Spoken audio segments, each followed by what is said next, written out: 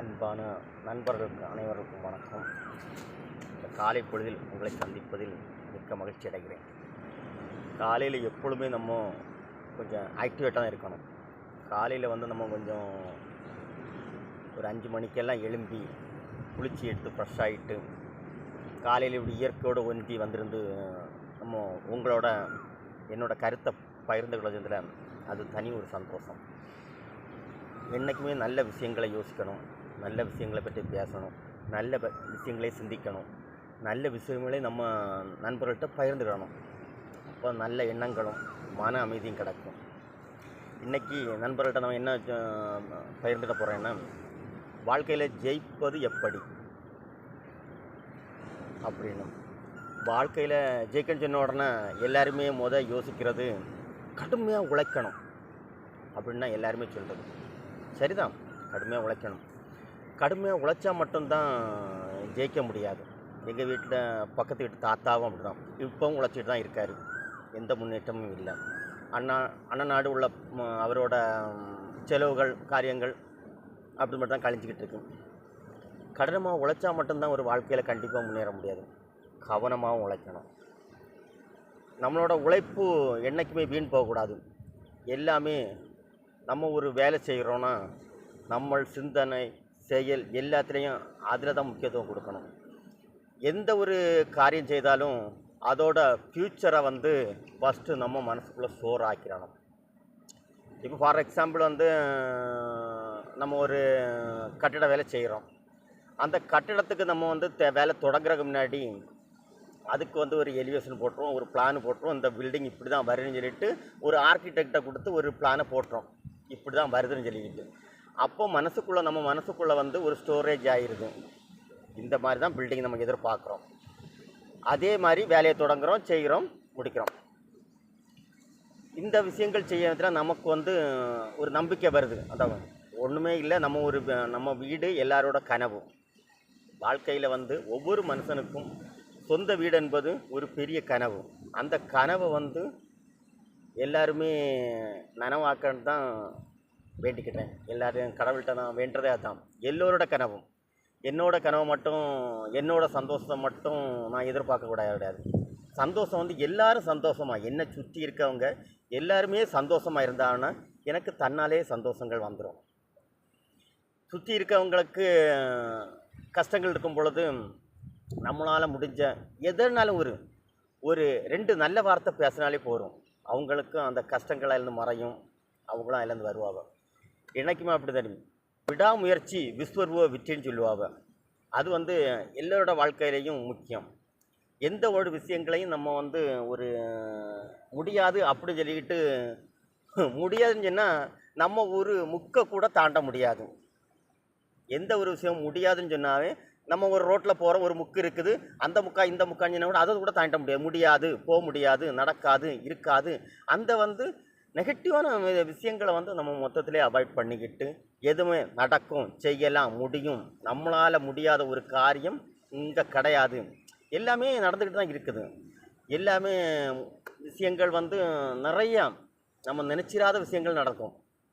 உங்களோட நமக்கு என்னென்னா ஒரே ஒரு நம்மளோட எல்லாருமே நமக்கு தயக்கம். எந்த ஒரு செயல்பாட்டையும் தொடங்குறதுக்கு ஒரு தயக்கப்பட்டுருக்கோம். அந்த தயக்கம் தான் நம்ம வாழ்க்கையில் ஒரு முட்டுக்கட்டையாக இருக்குது, முட்டு சந்தாக இருக்குது. நம்மளுக்கு அடுத்த வழி தெரியல. பழைய காலத்தில் பெரியவங்கெல்லாம் நம்மள்கிட்ட சில அறிவுரைகள் சொல்லுவாங்க. அது என்ன அறிவுரைன்னா, ஒரு வழி அடைச்சா பல வழி திறக்கணும். அப்போ நமக்கு தெரியல.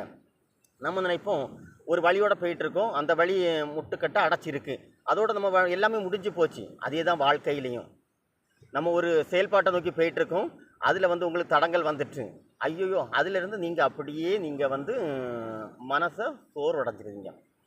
ஆனால் அந்த சோர்வடையக்கூடாது. ஒரு வழி அடைச்சா பல வழி திறக்குன்னு சொல்கிறதுக்கு இப்போ அர்த்தம் எனக்கு புரியுது. ஒரு 44 வயசுக்கு பிறகும் இந்த விஷயம் எனக்கு தெரியுது.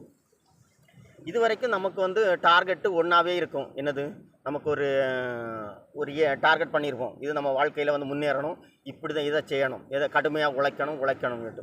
கடுமையாக உழைச்சா மட்டும்தான் முன்னேற முடியல. கவனமாகவும் இருக்கணும், கவனமாகவும் செயல்படணும். என்றைக்குமே சரி, கடைசி வரைக்கும் நம்ம உழைச்சிட்டு இருந்தால் நம்ம வாழ்க்கையில் முன்னேற முடியாது. எனக்கு தெரிஞ்சு தான் சொல்கிறேன்.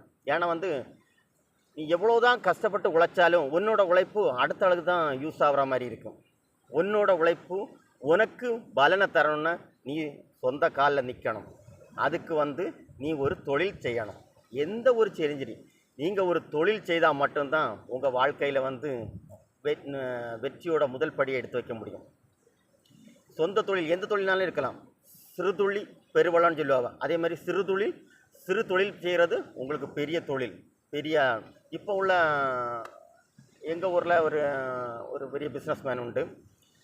அவர் வந்து அவரோட ஹிஸ்ட்ரியை நான் படித்தேன். படிக்கும்போது அவர் வந்து முன்னாடி சின்ன பிள்ளையாக அவர் இருக்க விதத்தில், சின்ன பிள்ளைன்னா அவர் வறுமையின் இதில் இருக்க விதத்தில் அவர் வந்து கோயில் திருவிழாக்களுக்கு வந்து தெருவாட்டு பலூன் விற்கிறது, பலூன் விற்கிறது, பொம்மை விற்கிறது, இப்படிப்பட்ட தொழில் செய்துட்டு இருந்தாராம். அவரை இப்போ எல்லாருமே அண்ணாந்து பார்க்குற அளவுக்கு அவர் இருக்கார். அப்போ நான் நினச்சேன், இப்படி விற்றவர் எப்படி இவ்வளோ பெரிய எத்தனை பிரான்ச்சு எத்தனை ஸ்டோர் ரூமு ஓப்பன் பண்ணி கொடி கட்டி பறக்கிறாரு பிஸ்னஸில். அப்போ வாழ்க்கையில் முன்னேறணுன்னா நம்ம சின்னதில் நம்ம வந்து என்ன கஷ்டப்படுறோம் அப்படின்னு சொல்லிட்டு அந்த வைராக்கியம் வந்து நம்ம மனசுக்குள்ளே என்றைக்குமே வச்சுருக்கணும். இந்த வைராக்கியம் ஒன்று தான் உங்கள் வாழ்க்கையில் வந்து உங்களை பெரிய லெவலில் கொண்டு போகும். அதனால் எல்லாருமே நம்ம வந்து கஷ்டப்பட்டால் மட்டும் போகாது, கஷ்டப்படாதோட கவனமாக உழைக்கணும், நல்ல எண்ணங்கள் இருக்கணும். எல்லாருக்குமே தெரியும். அதாவது நான் உங்கள்கிட்ட பேசுகிறேன், நீங்கள் என்னை விட பெரிய திறமைசாலிகளாக இருக்கும். எல்லா விஷயத்துலையும் உங்களுக்கு இருக்கும். நீங்கள் ஒரு படித்த ஆட்களாக கூட இருக்கலாம். நல்ல படித்த பிள்ளைகள் நீங்கள்லாம்.